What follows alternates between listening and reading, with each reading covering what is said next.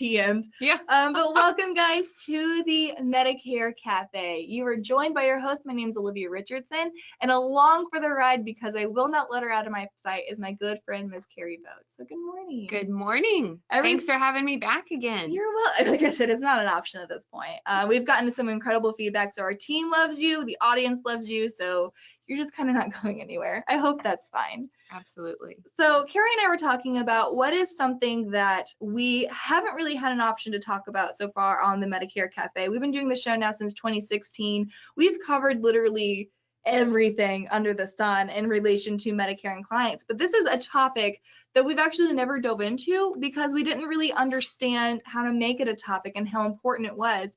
So this was actually something your idea. And do you want to kind of talk about like why this is a conversation that comes up a lot, or why you thought this was a good conversation to talk about today? Yeah, I feel like I just always get confusion. I see confusion and get questions from clients about who do I call? Where do I find this information? Is it through Social Security or is it through Medicare? And, I just wanted to bring it up that this is a frequent question that I get. So I imagine many of your agents get these same questions. Yeah, and I think it's really important to discuss because both of these sites, Medicare.gov and SocialSecurity.gov, as well as the actual government entities of Medicare and Social Security, a lot of people don't understand how the two mingle or correlate, especially like a lot of agents don't understand that. Most clients have no idea. Exactly. And so it's important to know that Medicare gets all of the information about a beneficiary from their Social Security. So I've actually run into it a few times where somebody will say, well, my name is John, spelled Jon, but my Medicare card says John, so we need to call Medicare. And it's actually no. If your Medicare card shows that, it's because that's what Social Security has. Right. So you have bigger problems than what you even thought. Right. But again, it's just making sure that you understand. Also noting that there are tons of resources that come from both Medicare and Social Security, but they are consumer facing. Absolutely. I think Medicare.gov, a lot of agents don't realize that like utilizing Medicare as a resource is a direct competition to an agent. Somebody last week, I think it was Shelby, she asked, where do we get just general knowledge? And Medicare.gov and Social Security, there is gobs of information on there. But one of the ways I kind of like to think about Social Security versus Medicare is, Social Security is the overarching body, and then it has all these different branches of it, of benefits that we paid into. You've got your retirement benefit, you've got your Medicare, you paid into disability or survivor.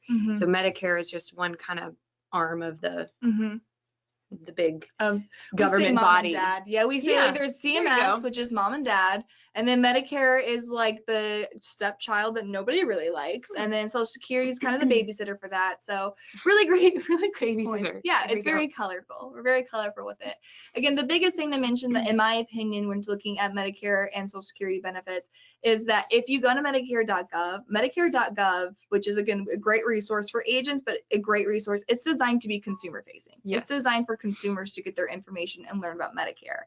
But it is going to, people can enroll themselves on Medicare.gov. Like Medicare.gov is telling people you don't need an insurance agent. Right. You can do the research here. You can enroll yourself here. You can check your own claims here. And that's why, again, we'll talk about it here in a little bit, but my Medicare.gov became like a really scary thing for agents, right? Because it really honestly took agents out of the equation when it came to servicing someone's Medicare. We'll get into that a little bit more, but I think, again, using a resource and why the resources can be so confusing to agents, because it doesn't make sense. I was doing a training yesterday on our new agent school about Medicare 101, and the biggest thing I could say of when it comes to Social Security, when it comes to Medicare, 1 + 1 doesn't equal 2. Oh, absolutely. 1 + 1 equals fish. And this is exactly it. So we can send this out to everybody, but this is a tool that you actually showed me that is a consumer facing tool that explains when somebody should call Medicare versus when somebody should call Social Security. It's on the Medicare page on SSA.gov at the very bottom. There's a bunch of links at the bottom, and this is one of those links. Is this something that you actually hand to your clients, or is this more of a tool for you to use? I've never handed it to a client. I just kind of reference it. So it's helpful. Yeah. You absolutely could give it to a client. Yeah. But that's one of the benefits of having an agent is you can answer those questions for them. That's such a good point. Yeah. So let's get into, Carrie sent me over the top 3 reasons why somebody is calling either Social Security or calling Medicare. So if I would love, we're going to talk about what Carrie's are. I would love to hear from you guys. If you guys are like, oh, I get this question all the time about Social Security or Medicare, who to call for what resource. But these are the top 3 that Carrie sent me. So the first one being, hey, I'm signing up for Medicare. Guess I'll call 1-800-Medicare. Wrong. So you need a big like Mythbuster. Oh, that would have been a good idea. Somebody imagine just myth. Yeah. Wrong. You call Social Security, or pre-COVID, you could go down and, you know, do it in person, or sign up online. I typically recommend signing up online because then you've already got your account created and it's easier to check status. I do get some clients that would rather, you know, talk to somebody live for just that peace of mind of they're going to mess something up online.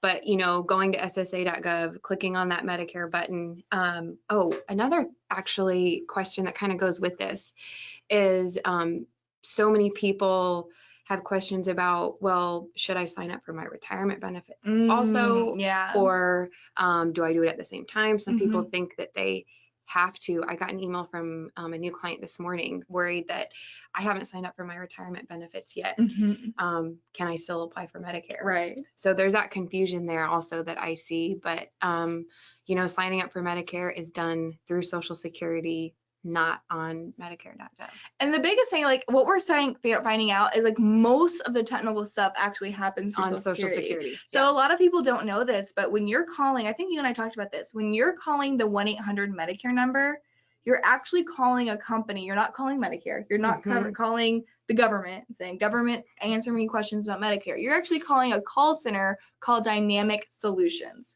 They also handle war equipment like tanks, machine weaponry, high caliber equipment. So yeah, so the same people who are doing that are answering the Medicare questions, which makes sense why they're directing more people to Social Security. Right. So yeah, signing up for Medicare. Do you get a lot more people who, because you're very unique, that you get a ton of people who are turning 65. I know a lot of agents out there really struggle to get in that market. Do you find that more people turning 65 are comfortable going to Medicare or socialsecurity.gov, or do you find that the turning 65ers are still very much like, no, I want to talk to somebody? I think they're more comfortable because also when they're turning 65, it is the conversation about the retirement benefits, and they associate, the retirement benefits is Social Security, but for some reason there's a disconnect with, Medicare is with Social Security also. So I think like Medicare benefits, I'm going to call Medicare. That doesn't. Right. 1 + 1 = fish. Like it makes no sense to me, but okay, fine. A lot of times when when I say, the first step in applying for Medicare is you create a Social Security account, a lot of them already have it because they've looked at, hey, what's my benefit going to be? Sure. When should I start taking it? Okay. That's actually surprising to me.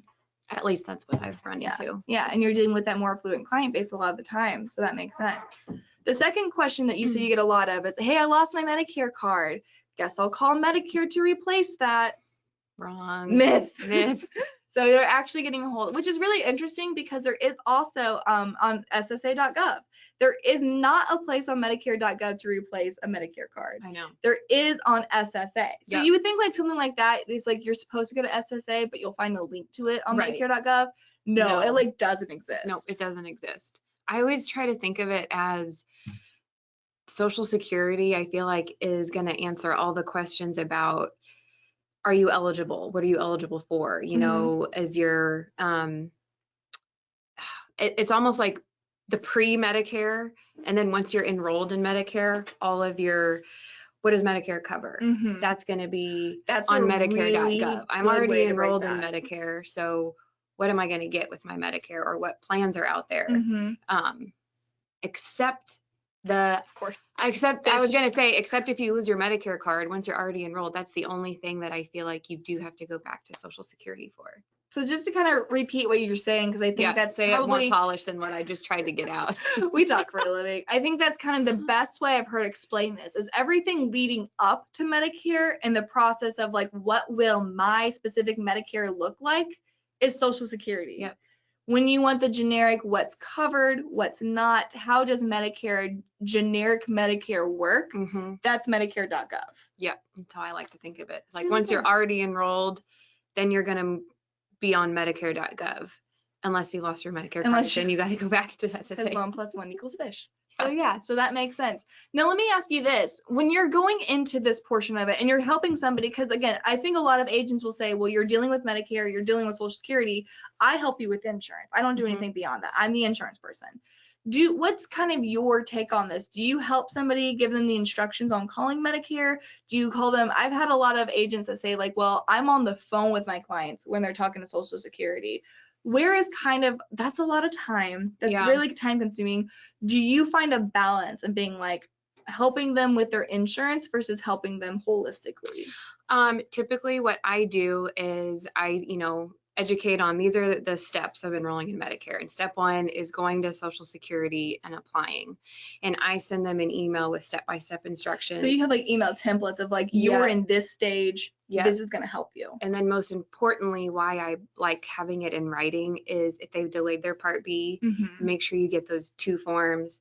Here are the links if you want to print them out and fill them out, or, make sure just that you get that employer credible coverage form, because sometimes that form is easily forgotten if they aren't reading through the fine print of how to apply for Medicare.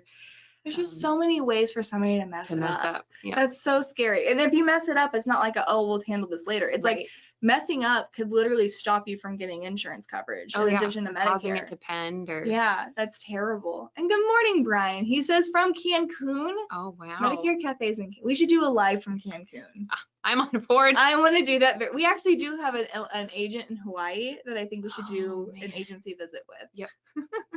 And so the last question again that Carrie, I know she talked about that she gets quite often is talking about people who are, and we kind of discussed this, but people who are low income, because you mentioned that you work a lot with people who are Medicaid eligible, which is different from low income subsidy. It's so frustrating in Medicare savings programs. So a lot of people are saying, I'm low income and I think I can help getting paid for Part D. Guess I'll go to Medicare. Wrong. Again. Yeah. So again, there are some things on Medicare.gov that you can actually apply for, or they have links to apply for, which is Medicare savings programs, MSPs. However, all the forms and all the documents are actually found on Social Security's website, SSA.gov, which again can be pretty confusing because you're asking about how do I save money on my Part D? How do I save money on Medicare related stuff? You're going to Social Security. So we have had a lot of agents who help people apply for like Slim B, which helps pay for the Part B premium. Again, all of that stuff, you can find information about it on Medicare.gov, but all the details on it is found on Social Security, which is kind of counterintuitive if you ask me. But now once you have a My Medicare account, if they do have that LIS or Medicaid status, you can at least see that in My Medicare. Yeah, but so that's what kind of gets me into my next point here, some other resources. And me and Carrie were talking about this ahead of time. MyMedicare.gov is a consumer-facing resource. In fact, it is a resource that when it first came out back in 2019, I think it was accused of really getting agents out of the equations. It was accused of being like they're trying to replace agents. They're not allowing agents this information. It was around the same time MyMedicare.gov came out whenever they quit giving agents access to store drug information in Medicare.gov. And I know, let me ask you this. What's your experience with Medicare.gov as far as what your clients use it for and what your clients think of it? I think it's definitely a great resource, especially because you can see all of your Medicare plans in one consolidated piece. As far as to get rid of the agent and have it more people enrolling in Medicare themselves. Some things that I've heard from clients is that have actually tried to do that themselves. They've been like, I logged in and I ran this and this shows as like they're using it, but they're still asking the questions. They're still unsure. So at least my clients that are using it in that light, they're still using me kind of as a resource. And so I tend to gravitate towards the second one. I use a lot of Medicare Center. Yeah. Medicare Center is a tool that's offered by senior marketing specialists, and it's anybody who has an integrity partner, as your FMO or as your upline, has access to it, but it stores, compares, saves drug information, provider information for all of the clients. And so we see a lot of people do use this. The reason why I like Medicare Center primarily is because it does allow you, those people who are using mymedicare.gov, to shop plans, because that's something they're noticing, especially the baby boomers. 58% of baby boomers are doing the majority of the shopping process online before they meet with you. Exactly what you're saying. They're using you to validate what they're finding out. So you're still a resource, but the majority of the buying process is done by then. What Medicare Center will do is allow you to actually send your own link to a client for them to shop the plans that you offer. And so they're, so they're not looking at these little ankle biter carriers or the little like local ones that really aren't that good. They might look good on paper, but you as an agent know that these carriers aren't good. And then it allows them to enter in their own drugs, allows them to enter in their own providers. And if they do decide they're one of the 10% that do self-enroll, if they are of that 10%, then you still get credit as the agent. And from the agent side, one of the things that I've utilized a few times, if, there are still several seniors who don't have emails. Really? Yeah. And so you can do an electronic app via even text. If you're, oh, that's so nice. You can literally do they have to have a smartphone though? In my experience, they've had to have a smartphone. I would imagine so, maybe. They say that 72% of seniors do have a smartphone. So it will work most of the time. So that way they're getting it on their phone. And it's just a different avenue if somebody just prefers to get it via text. It's pretty convenient that way as well. And then also we were kind of talking about this. I was mentioning how people like to actually combine mymedicare.gov with Medicare Center using the blue button technology. And it made me really happy because you're like, what is that? I'm like, I get to teach you something. Don't know the blue button technology. So what mymedicare.gov, of course, as we know, if a person is prescribed medications or fills prescriptions using their Part D, those prescriptions will actually show up as prescribed medications in their mymedicare.gov account. It's really cool for people who take 1 or 2 medications, but for a lot of our seniors who are taking 10 plus medications, when you have to go into Medicare Center and enter in each one of those one by one with their prescriptions and everything, that takes can take forever. Yep. So what Blue Button does, it allows you to say, okay, I'm going to link up this Medicare Center profile. It's going to send an email to Medicare, basically, and it's going to ask the client, do you give them permission to look at your information? So then it automatically uploads all the Part D claims from their mymedicare.gov into Medicare Center. Wow. To where you don't have to do it one by one. Learned something new today. Yeah. I'm done here. A couple other resources that a lot of people utilize is cleverrx. Have you jumped on the cleverrx train yet? Yes. Have you had a lot of feedback from your clients about it? The app is convenient. I've gotten good feedback about the app. I have some people that still just like the old-fashioned card. So CleverRx, essentially, if you know what GoodRx is, just so you guys know, GoodRx is actually just purchased by a largest FMO, lead vendor, direct-to-consumer agency. So anybody who's using GoodRx right now is now a lead for GoHealth. So just keeping that in mind.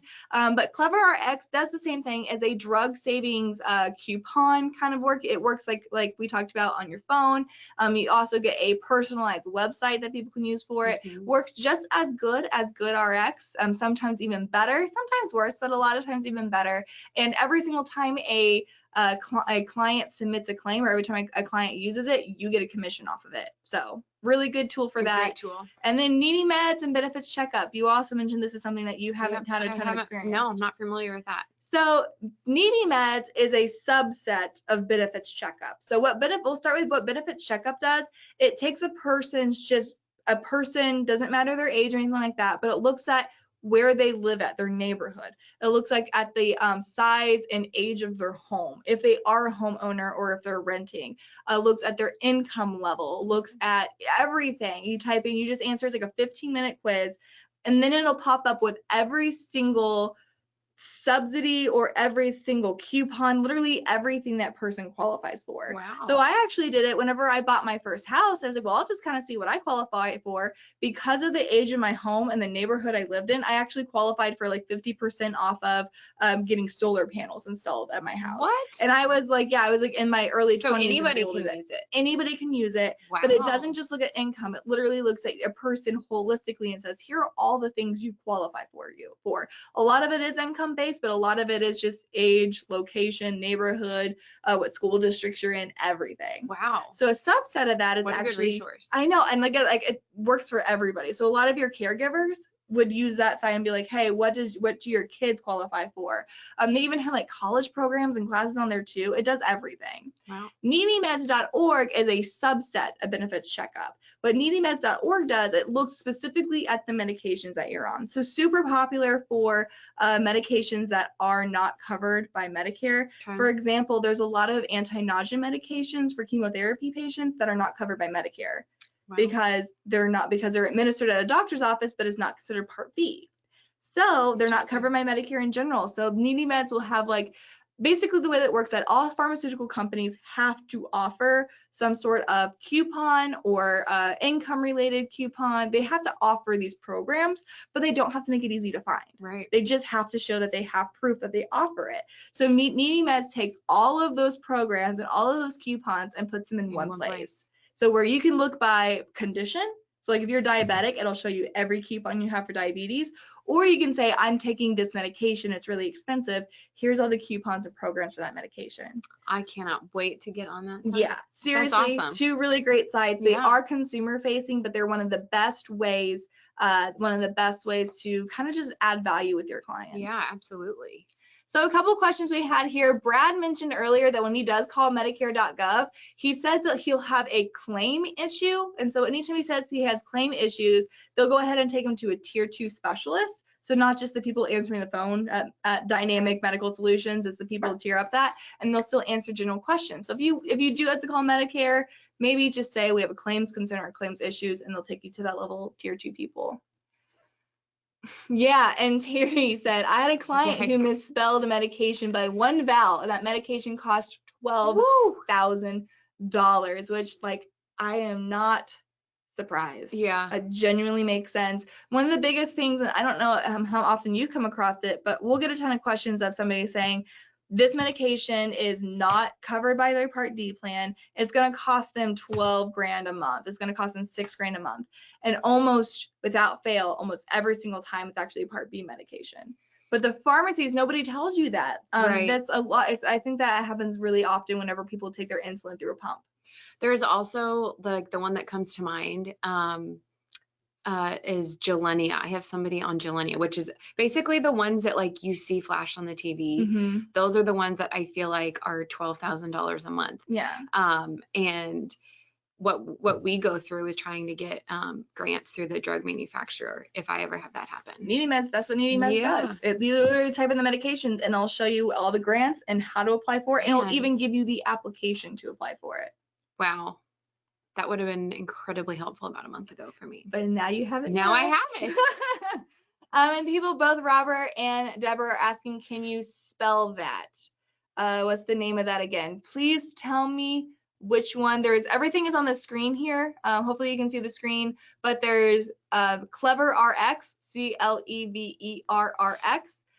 Call senior marketing specialist. We'll get you the contract. We'll get you what you need to get that set up with.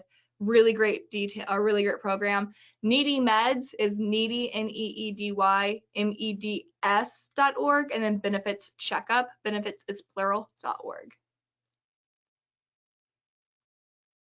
Yeah, and Crystal said there were also premium grants.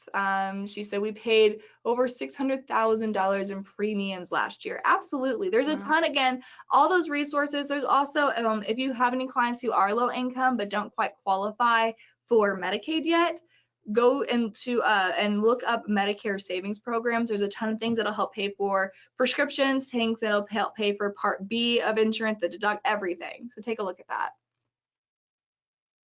She thought none of those grants were available when you're on Medicare. Let me see. And that's something, again, when you're looking at the needymeds.org, some of them will say if you qualify or if you're on Medicare or you have a Part D plan, you don't qualify for this. But here's one thing that we found out. A lot of those medications, so here's kind of a little thing if you really want to get super creative with your clients and their prescriptions.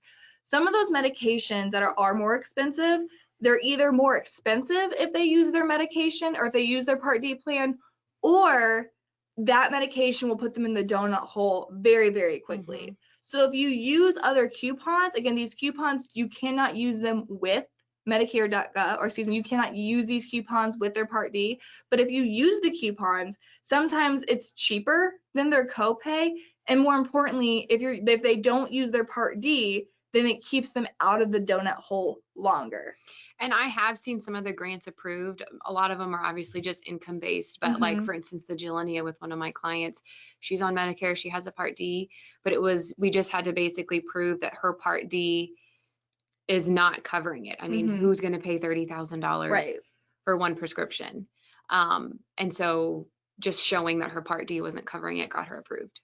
That's good. Yeah. And again, like they're human beings who are processing the stuff. So a lot of times explaining what the situation is, it's not a machine that just says yes or no. It's a human being that looks over these applications. And it's not like guaranteed forever. These clients have to reapply every year. That's a really good point. Most of these programs, you know, a lot of them, they do have to reapply year to year. Yep. All right, guys, so that is what we had today, just kind of going over some resources. Again, we focus mainly on when to call Social Security versus when to call Medicare. We can get you guys that form and kind of what Carrie uses as far as what should I do, what should I tell my clients to do. But more importantly is making sure that a lot of these sites that we're talking about are consumer facing. And if you're not careful, if you're not providing value as the agent, they can replace a lot of what you do. But nobody wants to cipher through that stuff. No client wants to take the time or really has the ability and the knowledge to go through it. So making sure that you are, again, that you are truly being a resource for your client, using these materials, using these resources as a way to provide value to your clients. So Deborah, she says, I only see you two, no other information. If anybody else is only seeing myself and Carrie, please let us know, because we had a beautiful slideshow presentation. And if no one saw that, I don't know what would have happened. I'm showing that it is, but like, you know, maybe you don't. You tell me. And then Linda said, how does a client go about using Needy Meds or CleverRx for the discounts if they're on Medicare? Do they just ask their pharmacy not to bill their insurance company? The pharmacies are used to these coupon codes. They can give them both their Part D and their CleverRx coupon, and they should just, they'll know to run it. If they run it under CleverRx, it's not ran under their Part D. Sometimes I tell clients, give them both cards, and they should tell you which one's cheaper even. Ooh, that's really, yeah, that's, you know what would be good, again, you're kind of the networking queen. A great way to kind of have a conversation is to go to your pharmacy, to your local pharmacy. Again, this will work better at mom and pop places, and be like, hey, I am providing this as a resource for my clients. If you have somebody who's really anxious about the price of their medication, give them this CleverRx card and just see if it's going to save them any money. That CleverRx card has the agent's name, information on it, and everything, and it's a great way for you to build a relationship with the pharmacy. Absolutely. It's a great idea. And just kind of introduce yourself like, hey, this is a program I'm telling my clients to use. Are you familiar with CleverRx? It's just like GoodRx. Everybody knows GoodRx, but also kind of better. People are saying that they are able to see our screen. Others are saying they're just able to see us. Where would I find the form to assist T65 you referred to? I'm not sure what that. So the form for the help this T65. So basically, maybe are you asking the Social Security versus Medicare form? Is that the one? Are you asking about this form? Essentially, with somebody who's turning 65 and they're looking for information about how to do anything with Medicare, it's all Social Security. Oh, and the form to assist them. Maybe she's referring to, I personally just drafted them an email with instructions on how to enroll, kind of with a step-by-step. Now there is actually a website we didn't talk about today, which is cms.gov. And the reason we don't talk about cms.gov is because CMS is a provider facing. It is not consumer facing, it's not agent facing, and it's provider facing. But they do actually have some really good resources for consumers on cms.gov. They have a whole sheet on there that's like, should I apply for Medicare now? Yes or no? And it's like kind of like a choose your own adventure. Like a flow chart. Yeah, it's like a flow chart, and all that's on CMS. It's not even on Social Security or Medicare. What is happening? Get it together, government. That'd be too easy. Then we'd be out of a job. That's right. I guess if it was that easy, security. we would be out of a job. So Linda says, so the pharmacist can do this for them. Yeah, so again, like we mentioned, is that they can present, here's CleverRx, here's my Part D information, which one is cheaper? And the pharmacy can run both. Yeah. but you can only use one at a time. You can't use your Part D and cleverrx. We can see your screen. Thank you. Just saw you. Sorry, Terry. Yes.